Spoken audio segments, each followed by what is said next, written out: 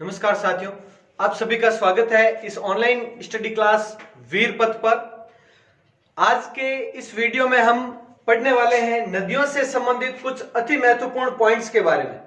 इससे पहले वाले वीडियोस में अभी हम राजस्थान का संपूर्ण नदी तंत्र पढ़ चुके हैं, पूरा का पूरा, जिसमें आंतरिक नदियां, अरब सागर, बंगाल की खाड़ी की सभी नदियां हम पढ़ चुके हैं। आज के इस वीडियो में अति महत्वपूर्ण पॉइंट्स, उससे पहले बस इतना सा अवगत करा दूं मैं आपको कि नेक्स्ट वीडियो में अपना अगला टेस्ट होने वाला है। 3 टेस्ट हो चुके हैं, वो अगर अभी तक आपने अटेंड नहीं किया तो जरूर करें। तो नेक्स्ट वीडियो में, कल के वीडियो में होगा अपना टेस्ट 4, जिसमें सिर्फ नदियों से संबंधित पिछले 7 वीडियोस है, आज के मिलाकर 7 वीडियोस है, वो सभी आप देख लें और उन सभी वीडियोस में से ये क्वेश्चन पूछे जाएंगे। तो कल 11 बजते ही टेस्ट शुरू हो जाएगा, तो आप सभी ध्यान दें। अब जितना जल्दी हो सके वो टेस्ट अटेंड करें, और जब भी अगर आपको उसी समय नहीं मिलता तो आप कुछ देर बाद दे दें। लेकिन ध्यान रखें, नेक्स्ट वीडियो, इससे आगे वाला वीडियो अपलोड होता है उससे पहले आप टेस्ट दे दें, ताकि वहां तक टेस्ट देने वालों की एक लिस्ट बनाकर कमेंट बॉक्स में भी होगी, और जो वीरपथ के ऑफिशियल व्हाट्सएप ग्रुप बने हुए हैं उस ग्रुप में भी ये शेयर किया जाएगा, जो भी आपके नंबर आते हैं। तो ध्यान रखें, आप ये टेस्ट जरूर अटेंड करें और इन नदियों के वीडियोस को देख लें एक बार। इन्हीं में से टेस्ट के क्वेश्चन पूछे जाएंगे, अति महत्वपूर्ण होंगे। तो शुरू करते हैं आज का ये चैप्टर, नदियों से संबंधित अति महत्वपूर्ण तथ्यों के बारे में। तो शुरू करते हैं। तो अब बात करते हैं नदियों के तट पर बसे प्रमुख नगर, प्रमुख शहरों के बारे में। सबसे पहले तो घग्गर नदी के किनारे हनुमानगढ़, बताया था हनुमानगढ़ जंक्शन वगैरह, और मुख्य हनुमानगढ़ जिले का जो शहर है वो, अनूपगढ़ और सूरतगढ़, ये दोनों कहां पर है?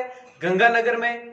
क्योंकि ये एग्जाम देखो, बाकी वैसे छोटे मोटे शहर तो काफी लगते हैं नदियों के किनारे, लेकिन एग्जाम की दृष्टि से काफी महत्वपूर्ण है, सभी जगह पर आपको मिलेंगे। हनुमानगढ़, अनूपगढ़, और ये दोनों तो कहां पर? गंगानगर में। फिर लूणी की बात करें तो गोविंदगढ़ कहां पर है? गोविंदगढ़ अजमेर, मैंने बताया था आपको, इसके उद्गम स्थल से कुछ दूर जाने पर गोविंदगढ़ नामक स्थान पर सरस्वती नदी मिलती है। एक स्थानीय नदी है छोटी सी, जो लूणी में मिलती है। उसके बाद इसका नाम लूणी होता है, पहले सागरमती या साकरी रहता है। तो गोविंदगढ़, बालोतरा तो काफी प्रसिद्ध है लूणी से संबंधित, इसके पेटे से नीचे है। यहाँ पर हनुमानगढ़ जंक्शन घग्गर नदी से, और यहाँ पर बालोतरा। फिर तिलवाड़ा भी बाड़मेर में ही है, ये भी काफी प्रसिद्ध है। अपने बिलाड़ा क्षेत्र, बिलाड़ा भी लूणी नदी के किनारे ही, तट पर ही स्थित है। अब बात करते हैं सूखड़ी नदी जो कि लूणी की सहायक है। उसे एक तो सोजत, अपना पाली का सोजत कहां पर है? पाली, ध्यान रखना, पाली का सोजत शहर सूखड़ी नदी के किनारे, और एक जालोर, यानी जालोर जिले का जो मुख्य जालोर शहर है उसकी बात कर रहा हूं। तो जालोर, बांडी नदी के किनारे पाली शहर स्थित है। जवाई नदी, ये सभी सूखड़ी, बांडी, जवाई, मंथई वगैरह लूणी की सहायक नदियों में शामिल होती है। तो जवाई की बात करें तो सुमेरपुर, पाली में, वहां पर जवाई बांध भी बना है। आपको पता होगा, जब ये लिखवाया था जवाई नदी के बारे में, तब जवाई बांध कहां पर? सुमेरपुर, पाली में। एरनपुरा क्या है? एरनपुरा छावनी, जो पाली में ही है, जो प्राचीन जो छावनी थी एरनपुरा, पाली, तो वो एरनपुरा शहर भी जवाई नदी के किनारे है। रणकपुर, ये कहां पर है? पाली। रणकपुर जैन मंदिर सुना होगा आपने, रणकपुर जैन मंदिर, जो कि मंथाई नदी के किनारे स्थित है। पश्चिम बनास नदी, तो ये उत्तरी दिशा से शुरू कर रहे हैं हम, आंतरिक नदी, फिर ये लूणी प्रवातंत्र, फिर पश्चिम बनास की बात करें तो दिशा शहर लिखवाया भी था इसमें, ये दिशा शहर सिरोही का है। अबू क्षेत्र सिरोही, चंद्रावती या चंद्रगिरी, ये सिरोही, यानी ये पूरा सिरोही क्षेत्र, यहां पर ये पाली। अब साबरमती नदी की बात करें तो साबरमती नदी में एक तो साबरमती आश्रम है ही है, उसके अलावा गांधीनगर, अहमदाबाद, ये कहां पर है? गुजरात में है। दोनों प्रमुख शहर है गांधीनगर और अहमदाबाद, ये साबरमती नदी के किनारे स्थित है। उसके बाद में बात करते हैं माही नदी की, तो माही पीपल खूंट नामक स्थान डूंगरपुर में ही। गलियाकोट कर देना, यहां लिखना, यहाँ पे वेणेश्वर धाम, ये सब माही नदी के किनारे, जैसे खांदू गांव से प्रवेश है तो खांदू गांव भी माही नदी के किनारे। बाकी काफी प्रमुख तो ये नदी लिखवाते टाइम बीच में ही करवा दिए थे आपको। चंबल, चंबल नदी के किनारे कोटा, कोटा मुख्य शहर है वो चंबल नदी के किनारे। केशोरायपाटन, केशोरायपाटन कहां पर? बूंदी में, ये बूंदी में है। और क्यों प्रसिद्ध, क्यों? तो इसके बारे में देखो आप, केशोरायपाटन में चंबल नदी की सर्वाधिक गहराई और चौड़ाई है, ये लिखवाया था केशोरायपाटन बूंदी से संबंधित। उसके बाद में भैंसरोडगढ़ चित्तौड़गढ़ में है, भैंसरोडगढ़ दुर्ग भी इसी चंबल नदी के किनारे है, तो ये है। कालीसिंध, कालीसिंध में देखो जालरापाटन, जालरापाटन स्थान जो घंटियों का शहर कहते हैं जिसको, कालीसिंध नदी के किनारे स्थित है जालरापाटन। और जालरापाटन कहां पर है? झालावाड़ में। और ये झालावाड़ भी मुख्य शहर है, वो भी कालीसिंध नदी के किनारे। जालरापाटन शहर और झालावाड़ शहर दोनों कालीसिंध नदी के किनारे स्थित है। उसके बाद में कोठारी नदी, कोठारी नदी के किनारे भीलवाड़ा, भीलवाड़ा का मुख्य शहर वो कोठारी नदी के किनारे स्थित है। बनास, ये कोठारी नदी के किनारे बिगोद नामक स्थान पर ये त्रिवेणी संगम भी है। और मांडलगढ़ में ही, भीलवाड़ा के मांडलगढ़ में ही कोठारी नदी के किनारे बागोर सभ्यता भी स्थित है। अभी सभ्यताओं के पॉइंट अभी करवा रहा हूं मैं अलग से, ध्यान रखें। फिर बनास, बनास नदी के किनारे नाथ द्वारा, बहुत ही धार्मिक स्थल है नाथ द्वारा, जो कहां पर है? राजसमंद में। उसके बाद बिसलपुर कहां पर? टोंक में। रेलमगरा नामक स्थान भी टोंक में ही है। और टोंक मुख्य जिला, जिले का जो शहर है टोंक शहर भी बनास नदी के किनारे। सवाई माधोपुर शहर जो प्रमुख शहर है वो भी बनास नदी के किनारे। तो ये कुछ एक प्रमुख नगरों के नगर है, उनके नाम जो नदी के तट पर है। तो इसके बारे में हो गया। अब बात करते हैं नदियों के तट पर बने दुर्ग व अभ्यारण्य। यहां पर ये दुर्ग के बारे में बात हो रही है और यहां पर ये अभ्यारण्य के बारे में बात हो रही है। तो आहू व कालीसिंध, जहां पे दो नदियां हैं वो उनके संगम पर, उन दोनों नदियों के संगम पर स्थित है। तो आहू व कालीसिंध नदी के संगम पर कौन सा? गागरोन का किला झालावाड़ में, गागरोन का किला झालावाड़, यहीं पर संगम होता है आहू कालीसिंध। आपको कल बताया था मैंने पिछले वीडियो में कि आहू व कालीसिंध नदियों के संगम को क्या कहते हैं? सामेला, सामेला कहा जाता है आहू व कालीसिंध नदियों के संगम को। और उसी जगह पर गागरोन किला। गंभीरी व बेड़च नदी, वहां पर चित्तौड़गढ़ दुर्ग, इन दोनों के संगम पर चित्तौड़गढ़ दुर्ग स्थित है। और कहां पर है ये बताने की आवश्यकता नहीं है, चित्तौड़गढ़ में ही है। चंबल व बामनी नदी, इनके संगम पर भैंसरोडगढ़ दुर्ग, और ये भैंसरोडगढ़ है वो दुर्ग भी है और अभ्यारण्य भी है, ये शामिल कर दिए। ये दुर्ग भी है भैंसरोडगढ़ और यहीं पर इसी स्थान पर एक अभ्यारण्य भी है, चित्तौड़गढ़ में है ये। फिर चंबल नदी के बारे में बात करते हैं। तो चंबल नदी के किनारे गढ़ पैलेस स्थित है। गढ़ पैलेस कोटा दुर्ग का ही उपनाम है, ध्यान रखना। गढ़ पैलेस कोटा दुर्ग को ही कहा जाता है। और कोटा दुर्ग कहां पर है? सबको पता है, कोटा में है। परवन व कालीखो, परवन व कालीखो नदी के संगम पर, यहां पर देखो सिर्फ चंबल नदी अकेली, यहां पर संगम पर मनोर थाना दुर्ग, और ये कहां पर है? झालावाड़ में। परवन नदी, परवन नदी पर शेरगढ़ दुर्ग स्थित है और शेरगढ़ दुर्ग वहीं पर एक अभ्यारण्य भी है, अभ्यारण्य का नाम भी शेरगढ़ अभ्यारण्य है। शेरगढ़ अभ्यारण्य किसके लिए प्रसिद्ध है पता होगा आपको, अगर जिन्होंने पढ़ा है, और नहीं तो आगे जब हम अभ्यारण्यों के बारे में पढ़ेंगे विस्तार से उसमें बताऊंगा। शेरगढ़ अभ्यारण्य नाम शेरगढ़ है लेकिन सांपों के लिए प्रसिद्ध है, वो हम आगे पढ़ेंगे। 12 में है ये शेरगढ़ दुर्ग भी और अभ्यारण्य भी। सूकड़ी, सूकड़ी नदी, उस पर स्वर्णगिरी दुर्ग, अभी बताया था देखो। सूकड़ी नदी जो लूणी की सहायक है, कौन सा शहर? जालोर, जालोर जिले का जो जालोर प्रमुख शहर है वह शहर इसी नदी के किनारे। और सुवर्णगिरी, ध्यान रखना, स्वर्णगिरी तो जैसलमेर वाला हो गया और यह है सुवर्णगिरी। सुवर्णगिरी दुर्ग है जालोर का, वो सूकड़ी नदी के किनारे। और घग्गर नदी, घग्गर नदी के किनारे है बटनेर दुर्ग। बताया था हनुमानगढ़ के बटनेर दुर्ग तक आकर बटनेर नामक स्थान पर ये विलुप्त हो जाती है, लेकिन बारिश के समय ये अनूपगढ़ सूरतगढ़ तक जाती है और बाढ़ आने पर पाकिस्तान के फोर्ट अब्बास तक जाती है। तो बटनेर दुर्ग है वो कहां पर? हनुमानगढ़ में, और ये घग्गर नदी के किनारे। ये तो हो गए दुर्ग, और इनमें से दो ध्यान रखना, भैंसरोडगढ़ और शेरगढ़ दोनों अभ्यारण्य भी है। इन दोनों अभ्यारण्य के बाद में बेसरोडगढ़ अभ्यारण्य, चंबल व बामनी, शेरगढ़ अभ्यारण्य, परवा नदी। इसके बाद में आगे के अभ्यारण्यों के बारे में बात करते हैं। चंबल नदी के किनारे कौन सा? राष्ट्रीय चंबल घड़ियाल अभ्यारण्य ये स्थित है।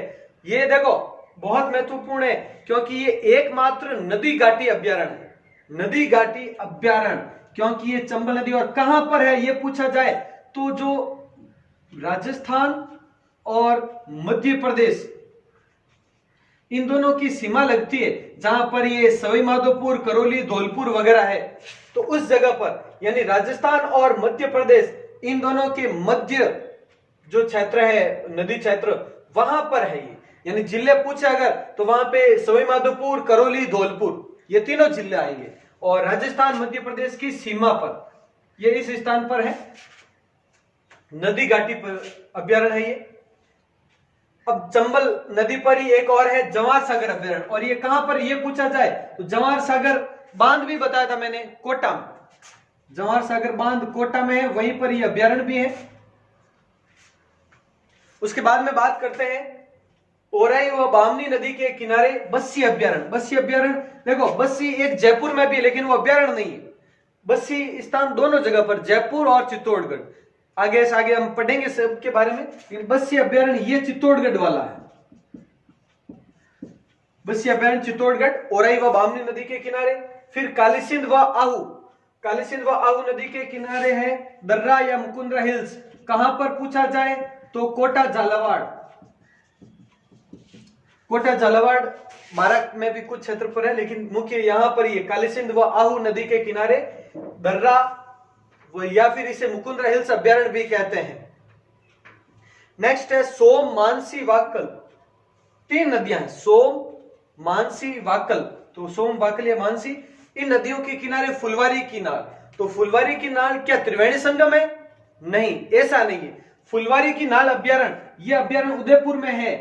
ध्यान रखना, इस अभ्यारण्य से तीन नदियां गुजरती है, तीनों आपस में मिलती नहीं है। सोम नदी भी इस फुलवारी के नाल अभ्यारण्य से होकर गुजरती है, वाकल भी यहीं से होकर गुजरती है, मानसी भी। क्यों? अभ्यारण्य विस्तृत होता है, बड़ा होता है, तो उन इसी अभ्यारण्य से तीनों नदियां गुजरती है, लेकिन ये मिलती नहीं है, मिलती आगे जाकर है, अभ्यारण्य में नहीं मिलती। तो ये त्रिवेणी संगम नहीं है, बस इसके किनारे ये अभ्यारण्य जरूर स्थित है। और ये क्वेश्चन आता भी है कि किस अभ्यारण्य से तीन प्रमुख नदियां हैं वो निकलती है। तो फुलवारी की नाल एकमात्र ऐसा अभ्यारण्य जिससे तीन नदियां निकलती हो। उसके बाद बाणगंगा व गंभीरी नदी, दोनों, अब दोनों के किनारे कैसे दोनों है तो अभी मैं पिछले वीडियो में हमने पढ़ा था। जैसे बाणगंगा नदी जयपुर, दौसा और भरतपुर से होकर गई, इधर गंभीरी नदी है वो आई करौली से होकर, करौली, सवाई माधोपुर, फिर भरतपुर। तो देखो ये भरतपुर से ये भी है, ये भी है, और इन दोनों के मध्य, तो ध्यान रखना इस तरह से आए कि दो नदियों के मध्य स्थित अभ्यारण्य कौन सा है? केवलादेव। या फिर आए बाणगंगा व गंभीरी नदियों के मध्य केवलादेव। और केवलादेव किन दो नदियों के मध्य है? बाणगंगा व गंभीरी नदी। तो अब आप बताओ कि आप सुने ये ध्यान से, केवलादेव घना पक्षी विहार, केवलादेव घना पक्षी विहार है, वो उसके उत्तर में कौन सी नदी है? क्वेश्चन बनता है केवलादेव घना पक्षी विहार के उत्तर में कौन सी नदी और दक्षिण में कौन सी नदी है? अभी वैसे बताओ कैसे, बहुत जल्द हम लाइव क्लास भी लेंगे, और लाइव क्लास में आपको ऐसे क्वेश्चन है वो कमेंट करके बताने होंगे, वो बाद की बात है, पहले अभी देख लो। यानी देखो बाणगंगा नदी यहां पर गुजरती है, और अभी हमने पिछले वीडियो में मैप पर देखा था, और गंभीरी इधर से, तो उत्तर की ओर बाणगंगा है और दक्षिण की ओर गंभीरी है। तो ये हो गए आपके पॉइंट। अब इसके बाद नेक्स्ट बात करते हैं कुछ एक सभ्यता स्थल के बारे में, जो कि नदियों के तट पर स्थित प्रमुख सभ्यता स्थल, और कुछ जल प्रपात के बारे में। तो एक बार स्क्रीनशॉट ले ले आराम से इसको, और अब स्क्रीन चेंज की जाए। अब करते हैं नेक्स्ट पॉइंट, नदियों के तट पर बसे प्रमुख सभ्यता स्थल। सभ्यता स्थल ज्यादातर सभी आपको पता है, ज्यादातर क्या ए टू जेड सभी, तो वो सभी नदियों के किनारे बसे होते हैं। तो वो बात करते हैं घग्गर नदी के किनारे। घग्गर नदी के किनारे कालीबंगा सभ्यता सबसे प्रमुख सभ्यता, पिलीबंगा उसी के पास, ये कालीबंगा और पिलीबंगा वर्तमान में हनुमानगढ़ में तहसीलें भी है। हनुमानगढ़ में कालीबंगा तहसील, पीलीबंगा तहसील भी है और ये प्राचीन सभ्यता स्थल भी है। रंगमहल सभ्यता स्थल घग्गर नदी के किनारे, तो ये तीनों हनुमानगढ़ में, ध्यान रखो, तीनों हनुमानगढ़ में, तीनों घग्गर नदी के किनारे स्थित है। अब बात करते हैं लूणी की, तो तिलवाड़ा सभ्यता स्थल ये बाड़मेर में है। तिलवाड़ा सभ्यता स्थल बाड़मेर में है, लूणी नदी के किनारे। कांतली नदी, कांतली नदी जो कि सिक्कर झुंझुनू खंडेला की पहाड़ी से उद्गम, हमने पढ़ा था, आंतरिक नदी। तो गणेश्वर सभ्यता, एक तो ताम्रयुगीन सभ्यताओं की जननी गणेश्वर सभ्यता जो कि सिक्कर में है। उसके अलावा सुनारी सभ्यता झुंझुनू में है। ये दोनों गणेश्वर सभ्यता, सुनारी सभ्यता, दोनों कांतली नदी के किनारे। फिर साबी नदी, तो ये साबी नदी पढ़ाते टाइम भी बताया था आपको। जोधपुरा सभ्यता स्थल, जोधपुरा सभ्यता स्थल जो कि जयपुर में है, वो साबी नदी के किनारे हो गया। अब और ये जोधपुरिया टोंक है, ध्यान रखना, जोधपुरिया टोंक बनास नदी के किनारे। गिलोन सभ्यता, गिलोन सभ्यता राजसमंद में है और ये बनास नदी के किनारे। बेड़स नदी की बात करें तो सर्वाधिक सभ्यताएं हो गई इसके किनारे। देखो नगरी सभ्यता जो कि चित्तौड़गढ़ में, चित्तौड़गढ़ को इसीलिए नगरी कहते थे प्राचीन काल में, क्यों? क्योंकि यहां पर ये नगरी सभ्यता स्थल था। आहड़ या आयड़, आहड़ या आयड़, और इसीलिए देखो बेड़च को आहड़ या आयड़ नदी भी कहते हैं। ये आहड़ सभ्यता इसी के किनारे। बालाथल सभ्यता, बालाथल सभ्यता भी उदयपुर में है और ये भी बेड़च नदी के किनारे। तीनों सभ्यताएं बेड़च नदी के किनारे। फिर कोठारी नदी, कोठारी नदी के किनारे भीलवाड़ा में, मांडलगढ़ के पास में बागोर सभ्यता स्थल स्थित है। फिर छाजा नदी, छाजा नदी एक छोटी सी नदी है जो स्थानीय नदी वहां पर। और गर्दड़ा, गर्दड़ा सभ्यता स्थल जो कि बूंदी में है, छाजा नदी के किनारे। और बाणगंगा, बाणगंगा नदी के किनारे बैराट सभ्यता स्थल जो अभी पढ़ा है हमने कुछ देर पहले। और रूपारेल, रूपारेल नदी जो आंतरिक प्रवाह की नदी, आंतरिक नदियों में मैंने विस्तार से बताया था आपको, उसी के किनारे नौह सभ्यता स्थल स्थित है जो कि भरतपुर में। ये प्रमुख सभ्यता स्थल हो गए। अब बात करते हैं कुछ जलप्रपात की। ये राजस्थान के कुछ प्रमुख जलप्रपात है जो कि बीच में, पटना नदियों के बीच में थोड़ा सही नहीं था। तो देखें चूलिया जलप्रपात, ये चंबल नदी के किनारे है और कहां पर है? चित्तौड़गढ़ में। बताया था चंबल नदी पढ़ाते टाइम, ये राजस्थान का सबसे ऊंचा जलप्रपात है। इसमें देखो 18 मीटर कहें या फिर 54 फीट कहें, ये की बात है। 18 मीटर ऊंचा या फिर 54 फीट, फीट में कहें तो 54, 54, तो 54 फीट ऊंचा जलप्रपात है चूलिया जलप्रपात जो कि चंबल नदी, चंबल नदी के किनारे है चित्तौड़गढ़ में। फिर मैनाल, मैनाल नदी, और स्थान का नाम भी यहां पर मैनाल ही है, भीलवाड़ा में। सबसे ऊंचा तो ये हो गया। उसके बाद में देखो बाकी सबकी ऊंचाई इतनी है नहीं। फिर भीमतल जलप्रपात मांगली नदी के किनारे बूंदी में। ध्यान रखना भीमतल या भीमलत, ये ल और त काफी गाइड में इधर उधर रहता है, कुछ गाइड में आप भीमलत भी पढ़ोगे, भीमलत जलप्रपात, तो वो एक ही बात है, भीमतल होता है। भीमतल जलप्रपात मांगली नदी के किनारे बूंदी में। लेकिन अगर यही नाम यही है लेकिन तालाब आ जाए, भीमतल तालाब कहां पर है? नाम यही है भीमतल, तो भीमतल तालाब के बारे में आए तो वो भीलवाड़ा में है। ध्यान रखना, ये भीमतल जलप्रपात तो बूंदी में है लेकिन भीमतल तालाब भीलवाड़ा में है। ये थोड़ा सा ध्यान रखना, एक्स्ट्रा पॉइंट नोट कर लेना। दीर जलप्रपात कांकुड़ नदी है भरतपुर में, तो वहां पर दीर जलप्रपात है।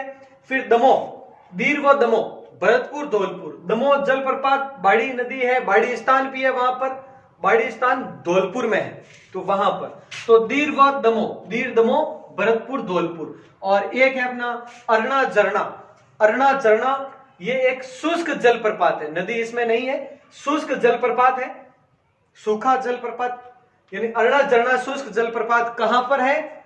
जोधपुर में है। तो ये कुछ एक प्रमुख जलप्रपात पूछे जाते हैं, किस नदी पर है, कहां पर है, तो ये दोनों पॉइंट ध्यान रखना आप। कुछ इंपॉर्टेंट पॉइंट्स, एक पॉइंट और देखना आप, ये पॉइंट्स देखें उससे पहले में कुछ इंपॉर्टेंट पॉइंट्स है कि अपने राज्य की नदियों के बारे में पढ़ रहे हैं तो ये लिखना जरूरी है। राज्य जल नीति, राज्य जल नीति, ये इससे बिल्कुल अलग है। तो देखें राज्य जल नीति कब लागू की गई, अगर ये क्वेश्चन आता है तो राज्य जल नीति है वो 1999 को लागू की गई थी। राज्य जल नीति 1999, और यहां पर एक अभियान चला था, जल जागृति अभियान। जल जागृति अभियान चलाया गया इसी के तहत, यानी 1999 में राजस्थान की राज्य जल नीति घोषित की गई और जल जागृति अभियान चलाया गया इसी के साथ, तो ध्यान रखना। और अगर बात करें राज्य की भूजल नीति, राज्य भूजल नीति ये कब लागू की गई, तो ध्यान रखना ये 18 फरवरी 2010, 18 फरवरी 2010 को राजस्थान की राज्य भूजल यानी भूमिगत जल नीति जारी की गई। तो ये दोनों जल नीति और भूमिगत जल नीति के बारे में ध्यान रखना पॉइंट। 1999 18 फरवरी 2010, और इसी के तहत अगर क्वेश्चन आता है जल जागृति अभियान है वो किसके तहत, यहां पे ध्यान रखना जन नहीं है, जन जागृति है, नेता अखबार चला रही है। जन जागृति अलग है, जल जागृति पानी वाला यहाँ पे ल है, जल जागृति अभियान। तो अब बात करते हैं नेक्स्ट आगे इंपॉर्टेंट पॉइंट्स की ओर। ठीक है, इंपॉर्टेंट पॉइंट्स। सर्वाधिक नदियों वाला संभाग कौन सा है, सबसे पहले तो सर्वाधिक नदियों वाला संभाग है वो है कोटा संभाग। सर्वाधिक नदियों वाला संभाग कोटा संभाग। फिर न्यूनतम नदियों वाला संभाग तो वो है बीकानेर संभाग। पूरे बीकानेर संभाग में एकमात्र नदी है और वो है घग्गर नदी, वो भी आंतरिक प्रवाह की। बीकानेर संभाग में एकमात्र नदी और वो है घग्गर नदी, हनुमानगढ़ और गंगानगर दोनों जिलों में। तो बीकानेर संभाग न्यूनतम नदियों वाला संभाग है। फिर सर्वाधिक नदियों वाला संभाग, ध्यान रखना ये क्वेश्चन आया हुआ है, सर्वाधिक नदियों वाला संभाग और सर्वाधिक नदियों का उद्गम जिला, सर्वाधिक नदियों वाला जिला और जहां से सर्वाधिक उद्गम होती है नदियां, तो दोनों अलग अलग पॉइंट है, ध्यान से समझना। सर्वाधिक नदियों वाला जिला है वो है चित्तौड़गढ़। जिला में ऑप्शन में कोटा भी होगा लेकिन नहीं, पूरे संभाग की बात करें तो कोटा संभाग में सर्वाधिक नदियां हैं, लेकिन बात अगर जिले की करें तो चित्तौड़गढ़ जिले में सर्वाधिक नदियां है, बहती है। लेकिन सर्वाधिक नदियों का उद्गम कहां से होता है, यानी प्रारंभ उस जिले से होता है, बाकी भले किसी जिले में जाए आगे, तो वो है उदयपुर। हमने बार बार पढ़ा था उदयपुर, गोगुंदा की पहाड़ियां, बिछामेड़ा की पहाड़ियां, बार बार आया था उद्गम जहां पर भी है उदयपुर। तो उद्गम है वो सर्वाधिक उदयपुर से होता है सभी नदियों का। तो सर्वाधिक नदियों का उद्गम वाला जिला कौन सा है, उदयपुर। और वे जिले जहां एक भी नदी नहीं है वो है बीकानेर और चूरू। क्यों, अभी पढ़ा था हमने बीकानेर संभाग में सबसे कम नदियां, और बीकानेर संभाग में 4 जिले, बीकानेर, चूरू, गंगानगर, हनुमानगढ़। तो गंगानगर और हनुमानगढ़ में घग्गर नदी हो गई, तो बाकी बीकानेर और चूरू इन दोनों जिलों में एक भी नदी नहीं है। तो ये कुछ एक जो इंपॉर्टेंट पॉइंट्स थे वो हमने किए हैं। तो आज अब नदी का चैप्टर कंप्लीट होता है। इन 7 वीडियोस है, 60 नहीं, नॉट 60, ओनली 7 वीडियोस में, और वो भी छोटे छोटे हैं, कोई 15 मिनट का, कोई 20 का, अधिकतम 40 मिनट का है, 1-2 वीडियो है, अधिकतम 40 मिनट। तो ये इन वीडियोस में नदियों के सभी चैप्टर आपके कंप्लीट करवा दिए हैं। तो और इनका टेस्ट है वो अगले वीडियो में होने वाला है। मोस्ट इंपोर्टेंट क्वेश्चंस पूछे जाएंगे, तो जरूर अटेंड करें इन सभी वीडियोस को देखकर उस टेस्ट में।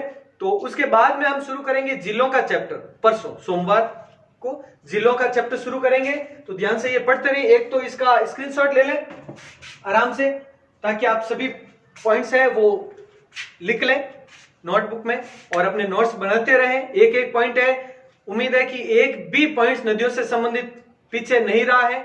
और अब आपको ये वीडियोस है वो कैसे लगे, जो भी आपको जानकारी दी गई है वो शायद मेरे हिसाब से पर्याप्त होनी चाहिए। फिर भी आप अपने विचार है वो कमेंट बॉक्स में जरूर बताएं कमेंट करके। और अगर अच्छा लगा तो वीडियो को लाइक भी करें और अपने सभी दोस्तों के साथ शेयर जरूर करें। जितने ज्यादा विद्यार्थियों तक आप पहुंचाएंगे उतना ही अच्छा रहेगा हमारे लिए भी। तो ध्यान रखें और इससे हमारा मनोबल और ज्यादा बढ़ता है और हमारे रहती है उम्मीद कि और ज्यादा आपको दें। तो ठीक है, मिलते हैं अगले वीडियो में टेस्ट में। जय हिंद, जय भारत।